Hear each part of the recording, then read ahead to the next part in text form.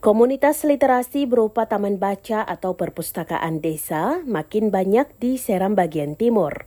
Hampir semua wilayah tersedia komunitas yang dimotori anak muda ini. Di antaranya di Kecamatan Siritaun, Wida Timur. Olehnya perlu kolaborasi untuk memaksimalkan manajemen komunitas literasi yang ada. Dengannya komunitas dapat berjalan dan bertahan.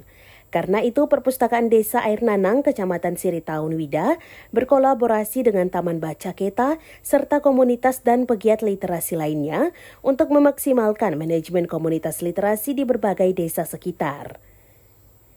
Pengurus Perpustakaan Air Nanang, Haris Effendi, mengatakan kolaborasi yang dikemas dalam bentuk pelatihan ini untuk meningkatkan kemampuan manajerial, memperluas jejaring, serta kreatif dalam merancang program guna menggerakkan masyarakat umum untuk gemar membaca.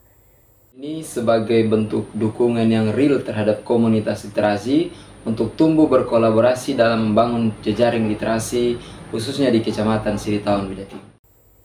Pendiri Taman Baca Keta, Ali Akbar Rumeon, dan pengajar muda Indonesia Mengajar, Diah Ayu, serta Master Trainer Perpustakaan Nasional, Asis Patiekon, hadir berbagi pengetahuan dan pengalaman tentang strategi manajemen komunitas.